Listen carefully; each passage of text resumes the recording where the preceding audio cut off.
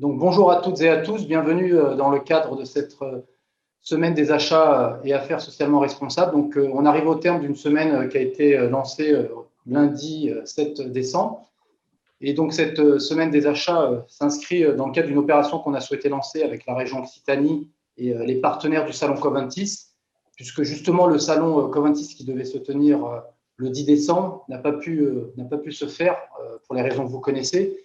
Il nous paraissait important de maintenir les questions d'achat socialement responsable en première ligne, d'autant qu'on avait une actualité assez forte autour des questions d'achat essentiel, puisqu'en ce moment, effectivement, ça fait partie des préoccupations au niveau économique. Donc, nous, il nous semblait important de pouvoir maintenir ce sujet-là. Donc, après avoir organisé des tables rondes, des ateliers, des rendez-vous d'affaires tout au long de cette semaine, on souhaitait terminer cette semaine avec une présentation du portail covantis.org, mais aussi vous donner un peu de perspective par rapport aux enjeux que le numérique représente pour les entreprises ESS, puisqu'on a vu aussi avec la crise que finalement, la question de la transition numérique, la question du digital était une question très, très importante. Donc, c'est ce qu'on va s'efforcer d'aborder aujourd'hui avec vous, en vous apportant quelques éléments d'information. Et ensuite, on vous fera une démonstration du portail pour vous montrer en quoi cet outil est aussi un moyen de permettre aux entreprises de l'ESS d'accéder à cette visibilité sur le net et en prolongement de pouvoir faire valoir leur offre de service auprès des acheteurs publics privés. Alors, avant de passer la parole à mes collègues Camille Fousseret et Louise Barraud, juste quelques petites consignes techniques. On vous demande juste de bien vouloir verrouiller vos micros le temps des présentations, ainsi que les micros, afin que ça permette à tous de profiter de cette session dans les meilleures conditions techniques. Donc voilà, donc encore bienvenue à ceux qui nous rejoignent, et puis je vais tout de suite passer la parole à Camille Fousseret, ma collègue. Bonjour à tous, Camille Fousseret, je suis chargée de communication à la CRES Occitanie. Et comme l'a dit Karim, on voulait commencer ce petit temps de webinaire par une petite introduction sur les enjeux de visibilité et d'accessibilité sur le web pour les structures de l'ESS. Il nous a paru important dans un premier temps déjà de revenir… Tout le monde voit bien mon écran? Oui, ça va. De revenir sur le poids du e-commerce en France aujourd'hui. Pour ça, on a choisi donc de faire appel aux chiffres de la FEVAD, la Fédération du commerce et de la vente à distance, qui nous donne donc du coup 4 chiffres importants qui nous ont paru plutôt importants. Donc 14%, c'est le taux d'augmentation du chiffre d'affaires pour un magasin qui utilise simultanément un site de e-commerce par rapport à un magasin qui n'a qu'un magasin physique. 75%, c'est la part des acheteurs qui considèrent que le e-commerce permet d'acheter facilement auprès des petites et moyennes entreprises. 150 milliards, c'est le chiffre d'affaires réalisé par le e-commerce interentreprise sur Internet, dont 15 milliards pour les entreprises qui ont moins de 10 salariés. 4%, c'est en moyenne le chiffre d'affaires que représentent les ventes de B2B, donc business to business, via le site Internet en France dans les commerces. Donc ça, c'était les premiers chiffres qu'on voulait vous montrer. On a voulu aussi revenir, je ne sais pas si tout l'écran est visible, sur l'accélération du m-commerce pour le B2B. Le m-commerce, c'est le commerce via les mobiles, puisqu'il ne vous aura pas échappé forcément que le téléphone portable est aujourd'hui plus utilisé dans le monde que l'ordinateur portable et l'ordinateur de bureau. Et ça a notamment des conséquences, puisque les acheteurs B2B adoptent eux aussi les mêmes habitudes que dans leur vie personnelle. Le smartphone devient donc un canal comme un autre pour faire du commerce. Et d'après les chiffres du Boston Consulting Group, 60% des acheteurs professionnels affirment que leur smartphone a un rôle conséquent dans leurs derniers achats. Et donc, au niveau international, cette fois, le commerce sur mobile représente plus de 12% du commerce B2B total. On a aussi voulu faire un petit focus sur le phénomène des confinements, des 2 confinements successifs, du coup, sur les consommateurs. Donc, on a tout d'abord une épargne qui part à la hausse, particulièrement sur le premier confinement, dû notamment à l'effet de sidération de ces phénomènes qui a été relativement inédit. Un patriotisme économique, puisqu'il y a eu un appel assez massif à consommer localement pour faire vivre les commerces de proximité. D'ailleurs, d'après les chiffres de l'IFOP, 82% des Français souhaitent continuer à privilégier le local après la crise. Et puis, on a également une adaptation au digital, donc on en est la preuve vivante aujourd'hui, d'un développement des services virtuels et un vrai challenge de s'adapter pour pouvoir continuer à avoir ces activités sur d'autres plateformes. On note également une exigence de comportement responsable, donc de la part des consommateurs qui, suite à la demande d'effort national du gouvernement sur la crise sanitaire, attend désormais un comportement responsable des entreprises et ça mène donc à l'avènement des marques responsables. Donc, comme on est dans l'ESS, j'ai voulu mettre sur cette fin de partie une petite citation du directeur marque et retail de Google France, François Leviton, qui nous dit que depuis le début de la crise du Covid-19, on a vécu une formidable accélération de l'usage d'Internet par les consommateurs pour faire leurs achats. Pour se projeter dans ce monde du commerce en ligne, il faut dans un premier temps le comprendre. Et le comprendre, c'est mesurer le changement de comportement de ses clients qui viennent de plus en plus sur les plateformes en ligne pour acheter ou se renseigner. Donc ça, c'était la première partie un petit peu généraliste sur le commerce en ligne. Ensuite, on a voulu revenir assez rapidement sur la relation entre l'ESS et le numérique, qui est parfois considérée un petit peu comme compliquée. Tout d'abord parce que, pour beaucoup, le numérique porte des valeurs qui sont incompatibles avec les valeurs de l'ESS. Donc, il y a des idées reçues comme quoi le numérique aurait éventuellement lien avec la massification. La massification du numérique s'est faite a priori à des fins lucratives.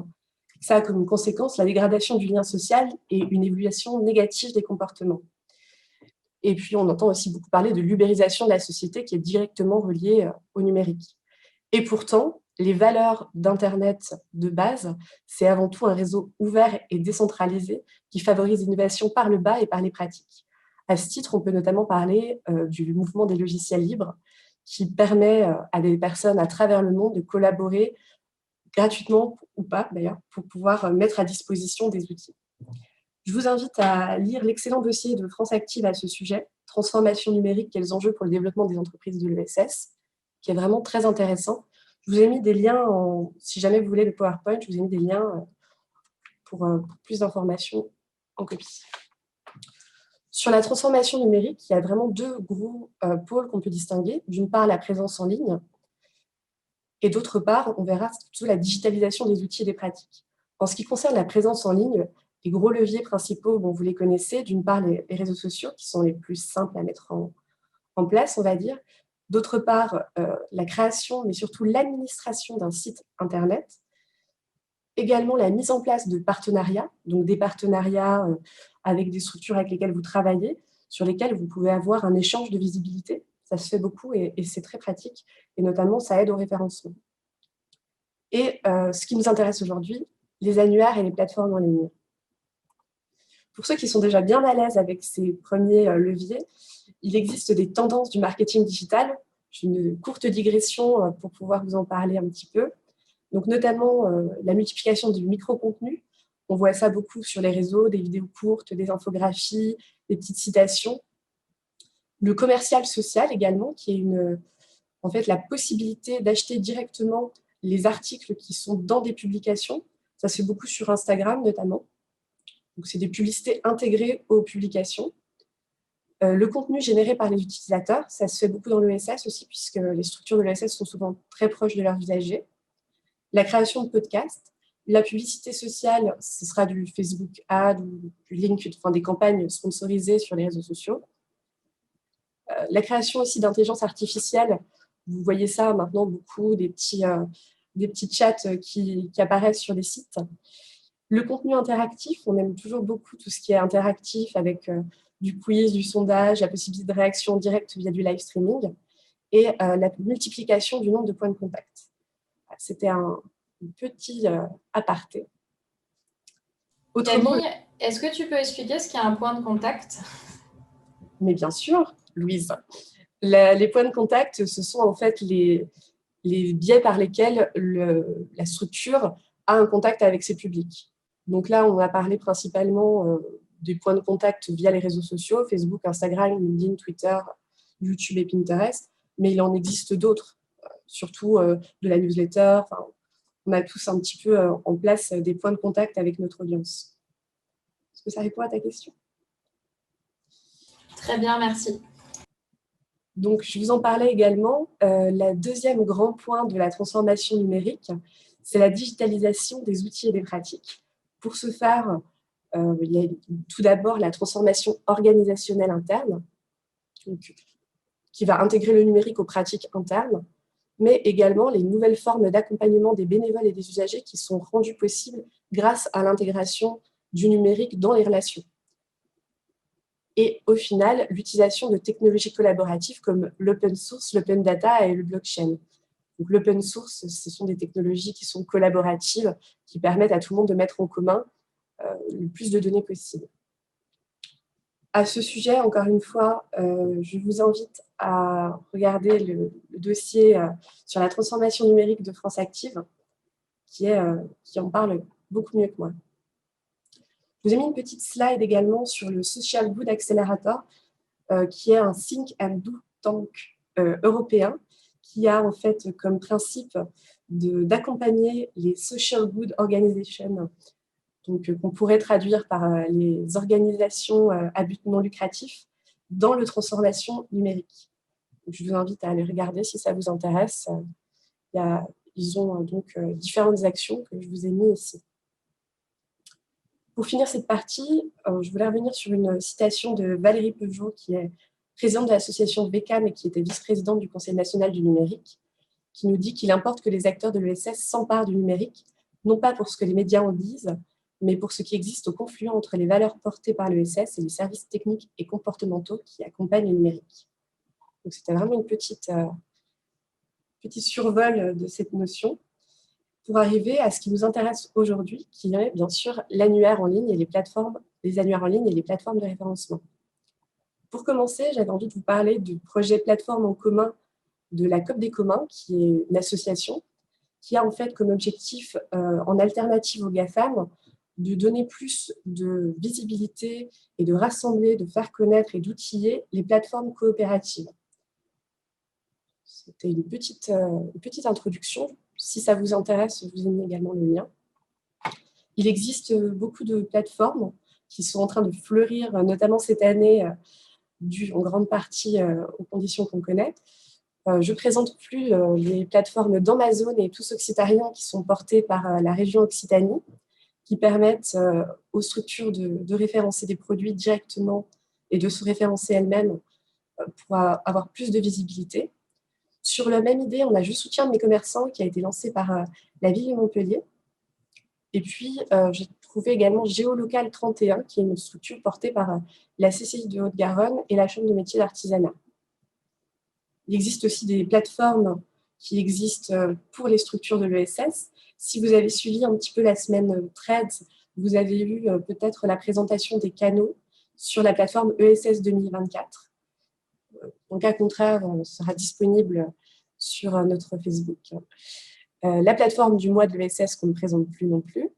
Et puis, la plateforme Docteur Conso aussi, qui est une plateforme pour référencer les entreprises qui ont aussi une démarche responsable et notamment qui va intégrer un filtre pour les entreprises de l'ESS. On en arrive au sujet pour lequel on est tous réunis aujourd'hui, à savoir la présentation de la plateforme Coventis.org. Coventis.org, c'est quoi? C'est une plateforme de mise en relation des entreprises de l'ESS entre elles et avec des acheteurs publics et privés. On va passer sur le site.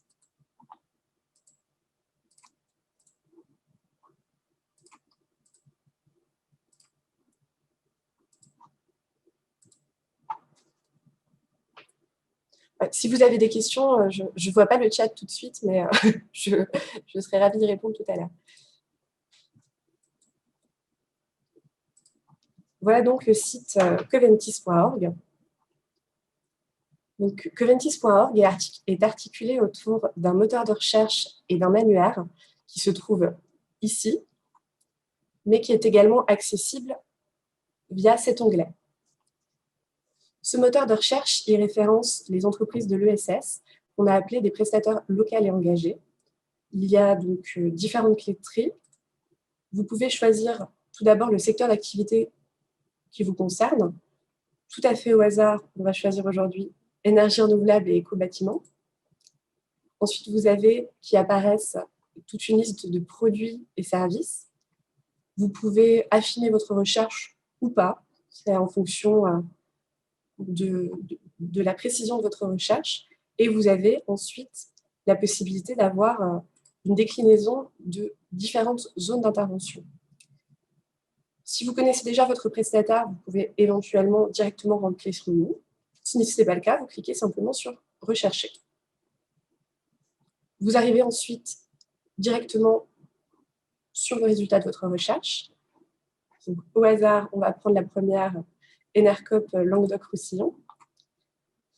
La première fiche, donc vous allez trouver d'un côté les coordonnées.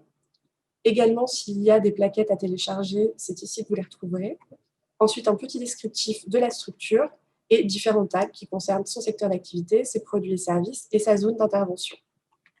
Donc voilà, le cœur du site est vraiment articulé autour de ces entreprises qui sont représentées par des vignettes et de ce moteur de recherche.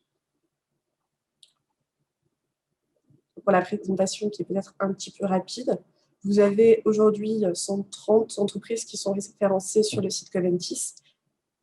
On continue le référencement, mais si vous souhaitez vous référencer, je vous invite à cliquer sur le formulaire Contact et à envoyer directement une petite demande et on reviendra vers vous dans un premier temps. On mettra ensuite en place un formulaire qui vous permettra directement de vous référencer. Sur le site coventis.org, on a souhaité également revenir sur les piliers de la marque Coventis. Donc le salon Coventis, Karim vous en a parlé en introduction. Donc le salon Coventis, c'est un salon d'affaires et d'achat socialement responsable qui devait avoir lieu hier, mais qui n'a pas eu lieu du coup, qui devait donc repousser au printemps prochain. Donc voilà, vous pouvez retrouver sur ces onglets-là le programme prévisionnel, hein, évidemment, qui va encore rester à construire. On a aussi un export de l'annuaire qui va réunir uniquement les vignettes des structures qui sont exposantes au salon. Et vous avez la possibilité de télécharger éventuellement le dossier exposant, les informations pratiques que vous retrouvez ici également avec le dossier exposant, encore une fois, le kit de communication qui sera mis à jour effectivement. Le deuxième pilier, ce sont les Coventis Clubs.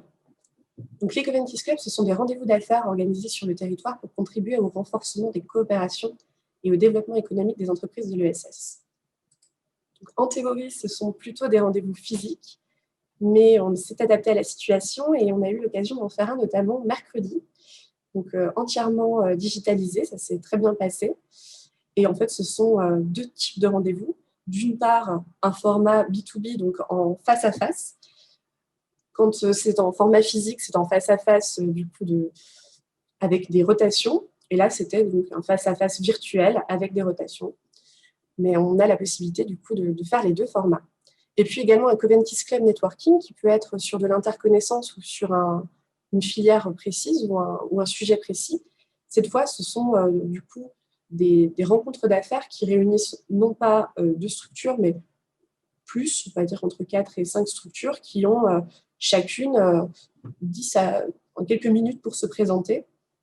Et donc, on a une interconnaissance qui se fait autour de la table. Pour ceux qui ne connaissaient pas les Coventis Club, ce qu'on peut en dire.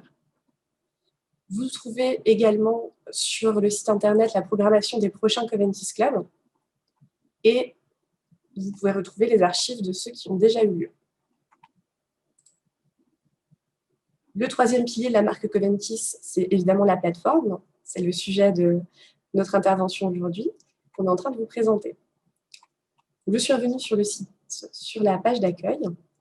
Vous pouvez retrouver également 3 vignettes de l'annuaire qui sont des extractions aléatoires. Donc, à chaque fois qu'on recharge la page, les vignettes vont changer également.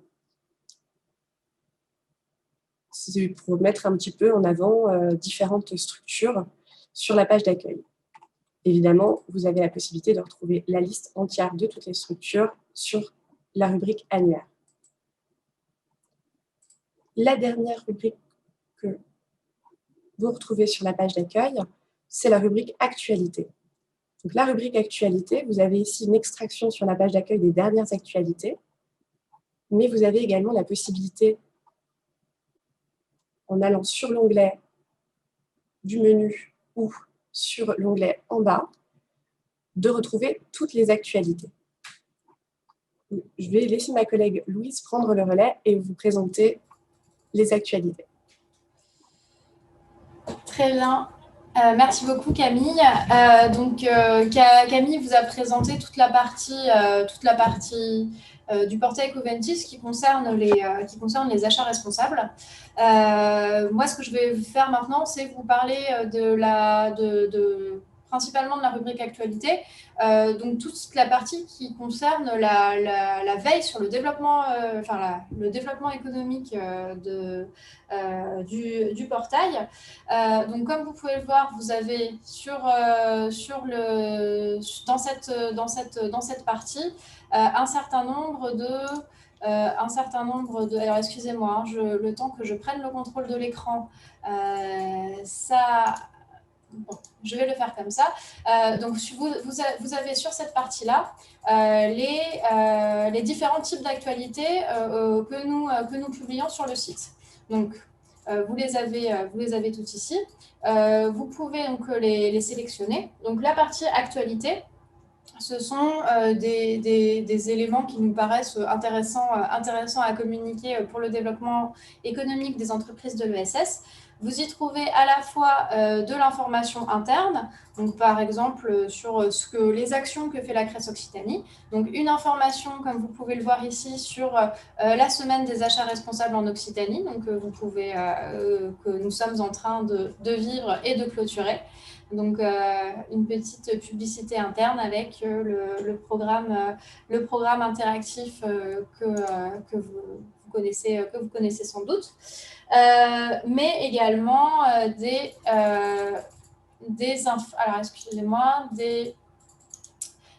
informations externes. Par exemple, vous avez la découverte des formations du label École Emmaüs, qui est une actualité qui peut servir à des structures de l'ESS que ces formations pourraient intéresser, avec à chaque fois un petit texte de présentation et la possibilité de renvoyer vers le site de ces formations.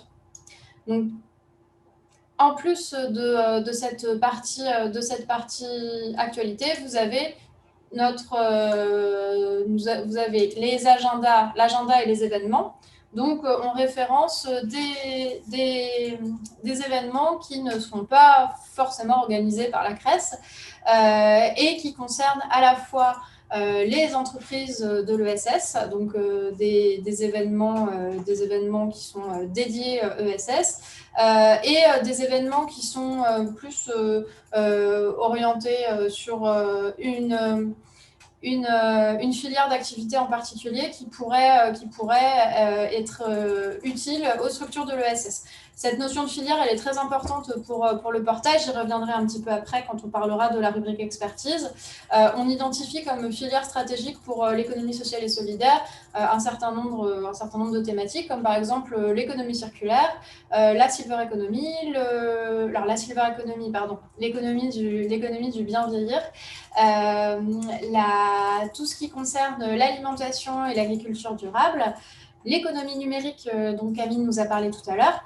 Toutes ces thématiques-là, qu'on considère comme étant un petit peu stratégiques, on va chercher de l'information dessus et la mettre en ligne sur le site. Donc, ça va se retrouver à la fois dans les actualités, dans les événements qu'on va mettre en ligne sur le site. Donc, les événements qui seront en ligne, ce sont des événements soit physiques, comme par exemple le salon Occitanie Innove qui a lieu le 4 février prochain, qui se tiendra à côté de Toulouse, qui est un salon de développement économique, donc qui peut concerner les entreprises de l'ESS, mais pas que. Et vous avez des événements avec des thématiques plus ciblées, comme là, par exemple, l'agroécologie. Et donc, du coup, vous trouverez sur cet agenda à la fois des événements physiques, comme je le disais, mais aussi des événements en distanciel. C'est un petit peu un des effets positifs du confinement, c'est que ça a multiplié les webinaires. Et donc, maintenant, il nous est possible, plus qu'avant en tout cas, de participer à des événements en distanciel, même s'ils se tiennent, même s'ils ne se tiennent pas là où nous vivons. Donc c'est le cas par exemple du webinaire de l'UDES qui se tiendra la semaine prochaine sur les associations employeuses à l'heure de la crise Covid. Donc ça, c'est une information généraliste ESS qui peut intéresser les entreprises sous statut associatif. Donc à chaque fois, pareil, vous avez la date de l'événement, le programme de l'événement, la possibilité de s'inscrire et de consulter le programme, soit sous la forme de lien, soit directement, si c'est le cas, la plaquette que vous avez la possibilité de télécharger en cliquant ici. Et donc, vous pouvez voir les différents événements. Donc ça, on passe à la partie suivante, sur la partie portrait, qui est sans doute la partie la moins à jour pour le moment, mais on y travaille. Donc là, vous y retrouvez des portraits, alors pas d'entreprise, mais plutôt des portraits de dirigeants ou d'experts thématiques sous la forme d'interview. Donc je vais en prendre une au hasard. Donc là, vous avez une interview j'ai perdu son nom, de Emilio Ortega qui travaille à la BPCE et qu'on avait eu l'occasion d'interroger assez largement lors du dernier salon Coventis sur comment se protéger contre la cybercriminalité. Donc là, c'est vraiment une interview d'experts que vous pouvez retrouver à partir de ces portraits. Donc, je vous laisserai aller découvrir ça un petit peu plus tard. Comme vous voyez, c'est assez long. Donc, c'est très riche en contenu. Ça, c'était pour la partie portrait. Un petit mot sur la partie publication. Hop, c'est bon, ça marche. Donc, sur les publications, c'est là où on va relayer des études, des plaquettes thématiques sur, encore une fois, en lien avec des filières stratégiques que je vous ai énoncées tout à l'heure. Donc, vous trouverez, là, par exemple, sur celles qu'on a mises en ligne, il y a beaucoup de publications qui sont en lien avec l'économie circulaire parce que c'est une filière très technique. Donc, il y a beaucoup de publications techniques qui est produite dessus. Donc, par exemple, là, la dernière publication de l'AREC sur les énergies renouvelables, encore une fois, une petite synthèse et le téléchargement de la synthèse et de l'étude. Vous pourrez aller consulter ça. Donc ça, c'est très thématique économie circulaire ou plutôt transition écologique. Mais vous avez également des publications plus généralistes, comme par exemple l'Atlas de l'économie sociale et solidaire, publié par la revue Dallos, que vous pouvez consulter en ligne. Voilà. Généralement, on essaye de mettre le lien vers la publication numérique. Comme ça, vous n'avez pas forcément à la télécharger. J'en ai fini pour les publications. Et je vais vous présenter donc la dernière section de la rubrique actualité. J'ai envie de dire un petit peu le meilleur pour la fin. La veille économique. Donc la veille économique, c'est vraiment la grosse plus-value du site de Coventis. C'est là où on va répertorier tous les appels à projets, les appels à manifestation d'intérêt, les concours auxquels peuvent participer les entreprises de l'ESS en Occitanie. Encore une fois, on va cibler des concours, des appels à projets ou des appels à manifestation d'intérêt qui concernent les entreprises de l'ESS, les filières stratégiques, les appels à projets au niveau national, au niveau régional et même à un niveau un petit peu plus local. Je vous montre par exemple des exemples d'appels à projets qu'on peut mettre en ligne. Par exemple, sur cet appel, je vais prendre celui-là au hasard, appel à projet, coopérer et transformer la société. Donc, du coup, vous avez encore une fois une synthèse et des informations essentielles de calendrier, jusqu'à quand déposer sa candidature, le territoire, le périmètre d'intervention, le dossier de candidature à télécharger, qui se trouve soit sous la forme d'un bouton, soit sur cette partie-là, comme je vous montrais tout à l'heure sur les publications. Donc, ça peut être intéressant pour vous. Donc ça, c'était quelque chose d'assez... Ah, mince, j'ai perdu ma sélection. Ne bougez pas, je reviens. Donc voilà, ça c'était un exemple d'un appel à projet un peu généraliste ESS. Mais il y en a d'autres, par exemple, sur là, un appel à projet des mobilités solidaires qui est vraiment très ciblé pour les entreprises de l'ESS, là pour le coup, qui est de la Fondation Massif, où là, vous avez tous les éléments, donc le cahier des charges, le dossier de candidature, où on y répertorie également les règlements intérieurs des concours quand on a des concours à participer, en essayant de mettre bien en évidence la date de fin pour déposer son dossier. Donc, ces deux exemples que je vous ai montrés, ce sont des appels à projets qui sont nationaux, qui ne sont pas forcément propres à l'Occitanie. En revanche, on peut aussi y mettre des appels à projets plus locaux, à l'échelle de la région Occitanie, mais aussi à l'échelle d'un territoire d'une échelle de territoire plus petite. Vous avez donc la possibilité de choisir vos actualités par type d'actualité, mais également par territoire. Si je prends par exemple le territoire de la Haute-Garonne, vont s'afficher les actualités qui ont pour périmètre d'action, d'intervention l'Occitanie et la France, mais plus particulièrement le département de la Haute-Garonne. Vous y trouverez par exemple une information sur les challenges innovation pour la ville de demain, qui est un appel à projet qui est lancé par Toulouse Métropole. Pareil, un appel à projet de la Caisse d'épargne 31 sur les trophées de la vie locale. Là, c'est uniquement un appel à projet qui est destiné aux entreprises de l'ESS du département de la Haute-Garonne. Si je décoche la Haute-Garonne et que je prends un autre département, donc les Pyrénées-Orientales, vous voyez que n'apparaissent plus les actualités du 31, mais vous allez pouvoir trouver d'autres informations qui sont propres au territoire. Alors, quel exemple je peux vous donner ?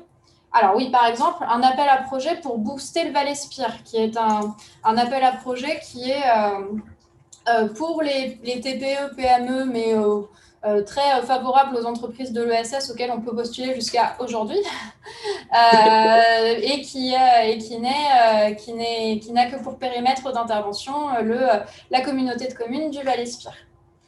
Voilà, donc je vous ai présenté les différents types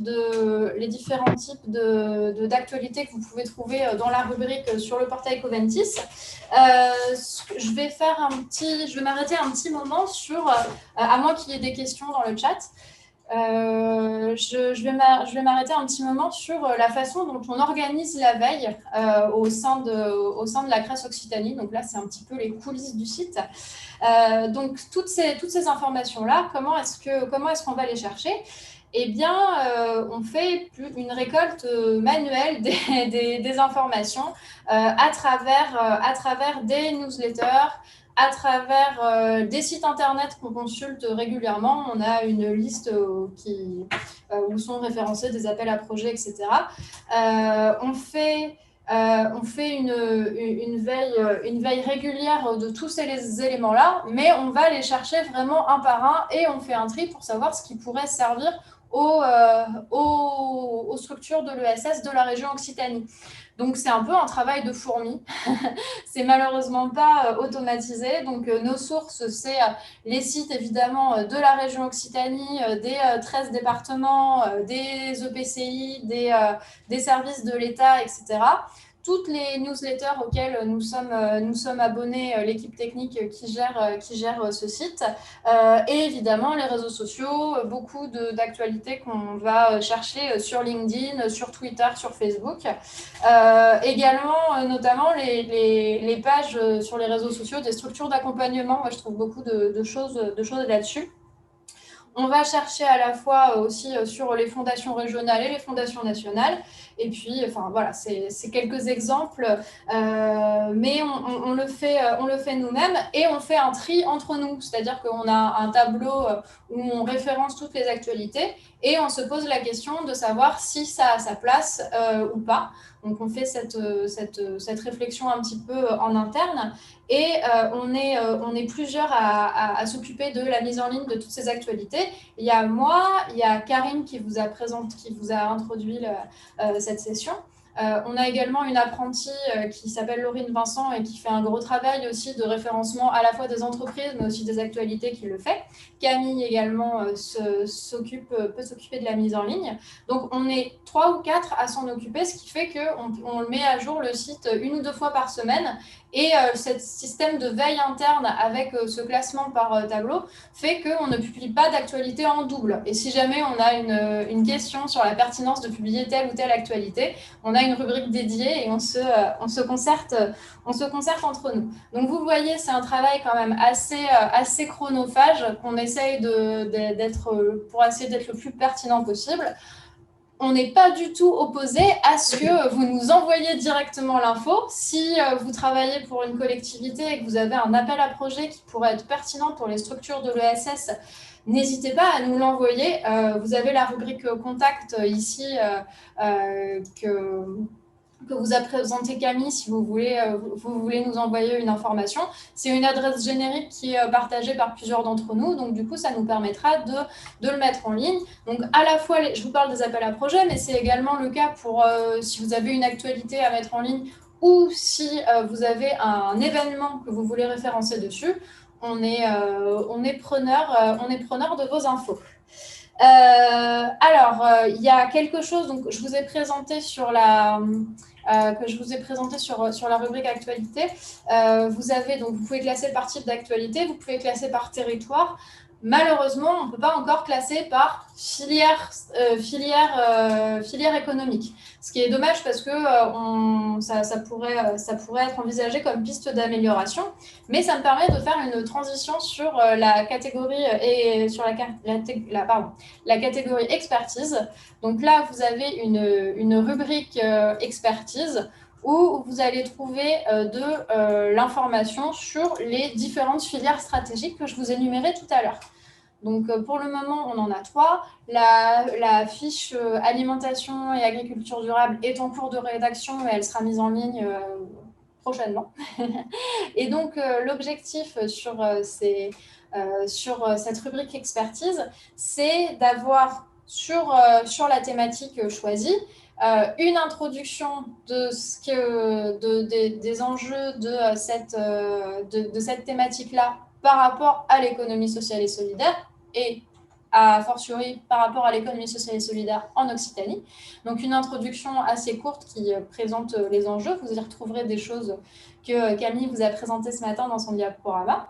Ce que fait la CRES Occitanie par rapport à cette structure-là, et si la CRES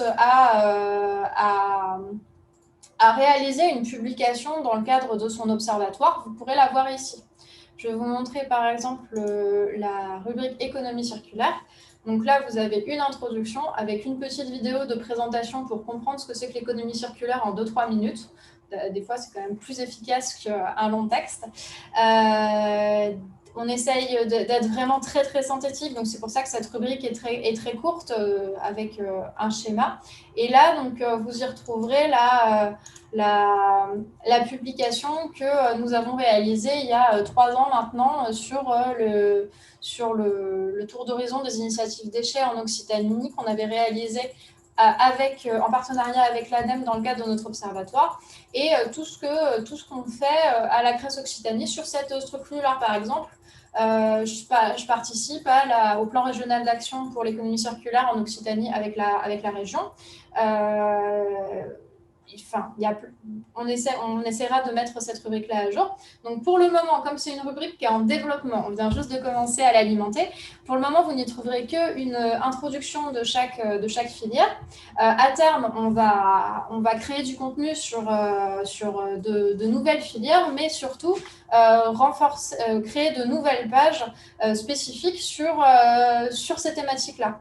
Donc, par exemple, sur l'économie circulaire, il est prévu qu'en 2021, on crée des pages spécifiques sur les dispositifs de financement et d'accompagnement pour les structures de l'ESS de l'économie circulaire, notamment les dispositifs financiers de l'ADEME ou de la région Occitanie. Une autre page, par exemple, sur la responsabilité élargie du producteur, donc les filières REP, comme ça, vous saurez ce que c'est.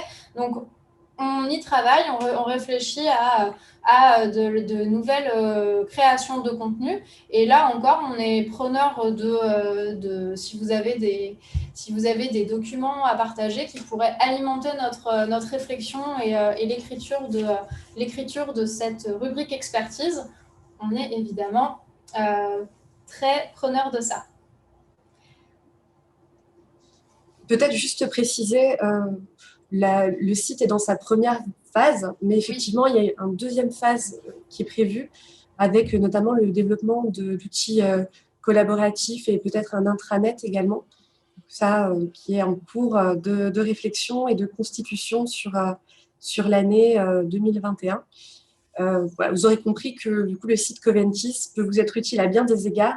Si vous cherchez un prestataire local et engagé, référencé donc, dans l'ESS, mais également sur toute cette partie actualité que nous a présentée Louise, où il y a un vrai travail qui est fait pour pouvoir avoir un contenu de qualité. Merci Camille, merci Louise. Je vais rebondir sur 2-3 points par rapport aux présentations qui ont été faites là par mes collègues. Revenir alors sur ce que vient de souligner effectivement Camille. Il faut savoir que le site a été mis en ligne cet été. C'est un site qui est relativement jeune.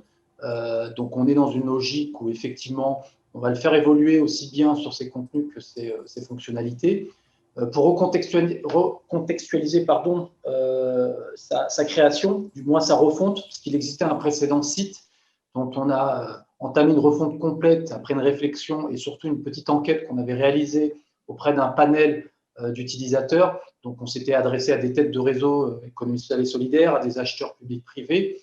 Et donc, par exemple, ce qui en était ressorti par rapport à une des fonctionnalités du portail, c'est-à-dire la recherche de prestataires, de fournisseurs, c'était qu'il n'y avait pas besoin d'avoir forcément beaucoup d'informations, beaucoup trop d'informations. Je m'explique. On a sur certains annuaires qui, par exemple, ont beaucoup plus de données sur les effectifs, les salariés. Parfois, vous trouvez même le numéro de SIRET de l'entreprise. C'est vrai qu'on ne s'est pas attaché à ce type d'informations parce qu'on a considéré que dans des opérations de sourcing qui sont réalisées par des acheteurs qui, en amont d'un marché, parce qu'on n'a pas beaucoup évoqué la question du marché, mais la question du marché, elle est essentielle pour certaines entreprises ESS. On sait que certains acheteurs, avant de mettre en ligne leur marché, ont besoin de faire un sourcing, donc de repérer les structures. Et l'idée, c'était aussi de permettre à ce que ces acheteurs publics privés puissent identifier à travers le portail un certain nombre d'entreprises qui pourraient effectivement se prêter à la réponse d'un marché à venir. Donc voilà, je voulais revenir sur l'antériorité du site, c'est-à-dire que ça reste un site jeune qui va se développer, comme l'a précisé Camille, sur ses contenus, mais aussi sur ses fonctionnalités.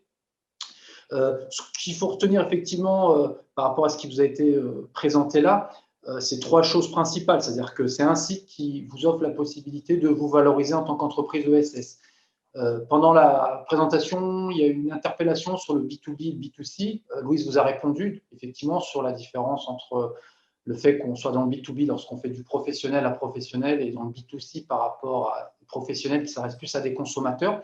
Alors, même si notre cible première elle est plutôt sur le B2B, on n'écarte pas aussi le fait que les consommateurs qui souhaitent s'engager sur des achats engagés responsables peuvent aussi trouver des informations, puisque sur le site, vous trouvez des entreprises comme Cities, Enercop, Envoi, Matap de Cana, Montpigné, qui sont aussi des entreprises qui sont ancrés dans le paysage, dans notre écosystème et qui tous les jours permettent aux consommateurs de se fournir en énergie, de recourir à des solutions de mobilité, de manger tout simplement. Hein. Quand vous êtes sur votre pause du midi, vous pouvez aller manger chez un de ces restaurateurs de l'économie solidaire.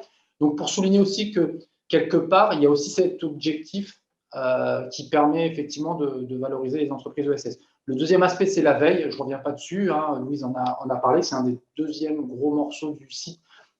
Donc, s'il y avait une idée à retenir, c'est ce deuxième volet-là, c'est la question de la veille économique. C'est comment apporter des opportunités aux entreprises de l'ESS, mais aussi les marchés. On n'a pas suffisamment souligné peut-être. On est en relation avec différents opérateurs. Pour prendre un exemple très simple, il y a un marché qui a été lancé au national par la direction des achats sur la confection de masques pour un marché de 50 millions de masques au national. Donc, on est en relation via ESS France, qui est notre tête de réseau, avec des opérateurs au national. Et du coup, on a la possibilité de relayer aussi directement ce type d'informations, puisque leur objectif était de pré-identifier des entreprises ESS qui soient à même de répondre à ce type de marché. Donc, du coup, au final, on a eu 8 entreprises ESS qui ont pu se positionner. Donc, voilà, ça vous illustre aussi un exemple concret de mise en relation qui peut être fait via le site, mais aussi par rapport au travail qui est fait derrière. Et le troisième chose à retenir, c'est ce qu'a évoqué Louise, c'est les filières. Donc, je dirais que ces 3 termes, référencement, valorisation, veille, filière, voilà, c'est 3 mots-clés importants à retenir par rapport au site et par rapport à l'intérêt qu'il pourrait représenter pour vous. Et donc, c'est un site qu'on va développer. Pour l'instant, la base de données par rapport aux prestataires, elle est composée d'à peu près de 130 structures. L'idée étant qu'on aille sur un référencement de différents ordres, du référencement par logique de territoire, puisqu'on a quand même la chance d'avoir une région avec 13 départements, donc on ne vous cache pas que c'est un travail qui est relativement important. Des logiques aussi de référencement certainement par filière, par thématique. Louise a parlé de certaines filières, donc certainement que par rapport à certains de nos partenaires, on ira peut-être vers du référencement sur des entreprises de l'ESS, sur l'éco-circulaire, par exemple, l'économie circulaire, sur l'alimentaire. Donc voilà, c'est ce qui va nous permettre aussi d'étoffer la base de ce point de vue-là.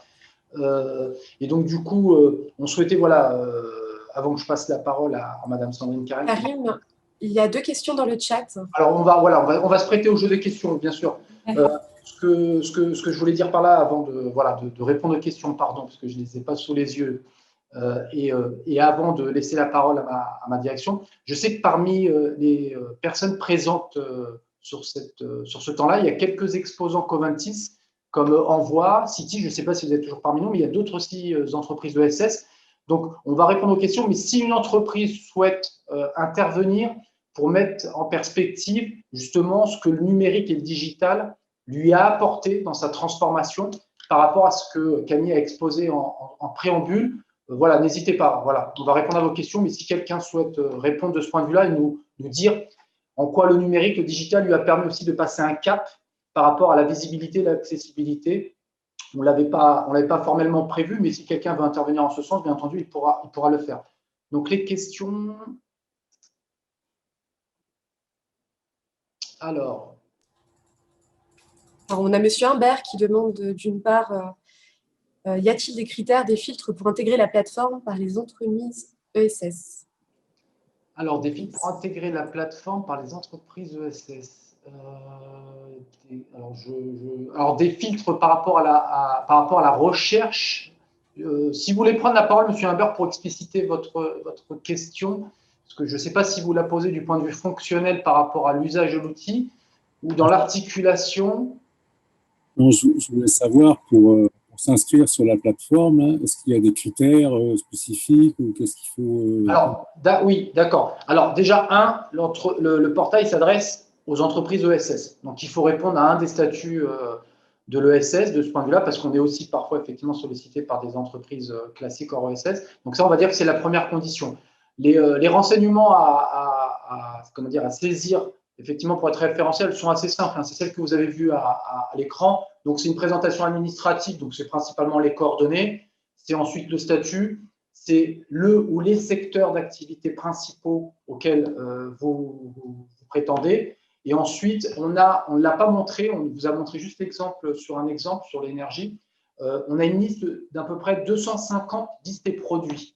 C'est-à-dire que quand vous sélectionnez un secteur, vous avez une liste qui apparaît de listes et produits, de produits et services, pardon. Cette liste n'est pas exhaustive à ce jour, elle va évoluer, elle va s'affiner. On a fait un travail de recoupement par rapport à différents outils. Donc ça, je dirais que c'est le deuxième rideau. Et ensuite, ce qui est important, c'est la notion de zone d'intervention, parce que la difficulté qu'ont certains acheteurs, c'est que parfois certaines entreprises disent « Ah ben moi, je peux intervenir partout en Occitanie ». Et malheureusement, dans les faits, quand il y a un marché qui est lancé, même avec des allotissements et du zonage géographique, certains prestataires, finalement, ont une zone d'intervention qui ne correspond pas. Donc, je dirais que c'est un des critères importants, c'est de bien s'assurer que la zone d'intervention est bien claire dans ce que le prestataire peut faire. Donc, c'est finalement des informations à renseigner qui sont relativement simples, ça ne va pas plus loin que ça. Okay, merci. Je vous en prie. Alors. Il y a une seconde question d'Audrey qui demande par rapport au logo montante en haut à droite. Et la deuxième partie du site qui sera développée plus tard en 2021, on a déjà intégré dans l'idée qu'il puisse y avoir à terme un intranet qui permet d'une part peut-être d'établir la liaison directe entre les entreprises qui sont référencées, l'accessibilité à leurs données via un compte pour pouvoir mettre à jour les informations de ce point de vue-là. Mais on a aussi envisagé des outils de mise en relation entre acheteurs et entreprises. Je vous prends un exemple. On a parfois des entreprises ESS qui seules ne sont pas en capacité, par exemple, de répondre à un marché. On imagine peut-être des outils collaboratifs qui puissent permettre de faire de la réponse groupée, tout simplement en faisant de la déclaration d'intention par rapport à des marchés. Et donc, du coup, voilà, cet intranet serait destiné à ça. Pour l'instant, il n'est pas accessible, mais on irait dans cette perspective-là.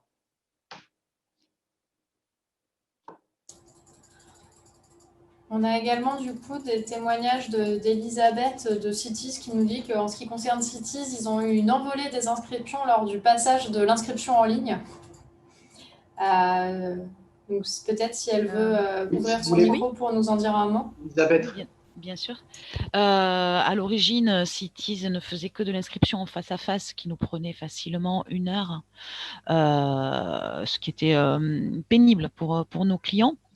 On a multiplié par 3 nos inscriptions lorsque nous sommes passés sur de l'inscription en ligne. Et dernièrement, alors ça c'est pour aller encore plus loin sur la dématérialisation, sur la simplification du service. On a refait du fois 3, encore une fois. Lorsque nous sommes passés sur un changement là sur effectivement l'inscription en ligne ou par le biais du smartphone, mais également un paiement en carte bancaire directe. Donc en fait, nous avons des clients qui n'utilisent que leur smartphone pour s'inscrire, qui n'utilisent que leur smartphone pour ouvrir les voitures et qui n'utilisent que leur smartphone pour communiquer avec nous, y compris avec notre hotline. Et ça donne voilà par palier comme ça de simplification et d'accès aux outils numériques simples, ça a donné, oui, on est passé en 2016, on va dire quelque chose comme 11 inscriptions par mois. Là, on est sur une centaine. Ah oui. Ah oui.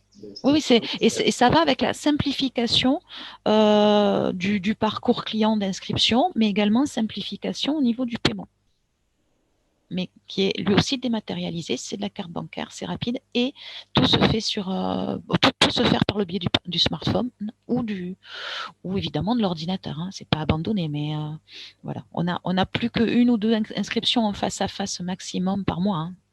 Ah oui. Voilà.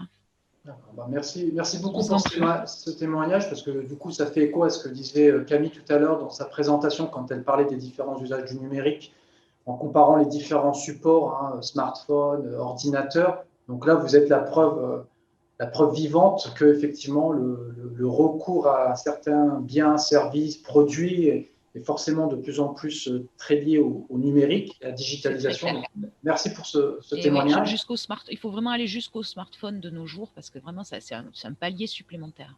Et justement, dans ce que vous soulignez, c'est intéressant parce que on a la chance, nous, à la CRES, d'avoir des experts en web. Moi, je ne le suis pas. Et c'est vrai que moi, par exemple, quand on pense un site Internet, on peut parfois oublier qu'il faut le penser jusqu'à le penser par rapport à une tablette et un smartphone. Et dans l'ergonomie, c'est vrai que c'est des choses parfois qui ne sont pas forcément bien pensées dans les cahiers des charges. Et c'est vrai que c'est très, très important que, Alors, de ce point de vue-là, que ce soit vraiment pensé dans le… alors, sachant que de nos jours, il y a quand même des outils qui sont accessibles vraiment même aux particuliers, pour les petites structures, que ce soit pour faire son site internet ou même pour développer une appli. Il existe, alors nous, chez Cities, on a cette chance aussi de faire partie d'un réseau, c'est-à-dire que tout le service informatique est regroupé et mutualisé sur Strasbourg. Donc, on a vraiment des compétences en interne qui ont développé l'appli. Mais il faut savoir pour les petites structures, ce qui est souvent le cas sur l'ESS, que vous avez des plateformes en ligne sur lesquelles vous pouvez faire du no-code et vous pouvez faire votre application. Moi, j'ai fait mon application personnelle, par exemple, en no-code. Et je n'y connais absolument rien. Donc, c'est faisable pour des gens un peu curieux. Il y a des plateformes en ligne comme Good Barber qui sont français, de mémoire, Moblin Cube qui sont espagnols et qui vous permettent alors ou de créer une application en interne en entreprise ou de pouvoir la proposer effectivement sur les plateformes, sur Apple, sur des choses comme ça, vraiment à moindre coût. Enfin, ce sont des coûts très supportables pour une entreprise. Voilà.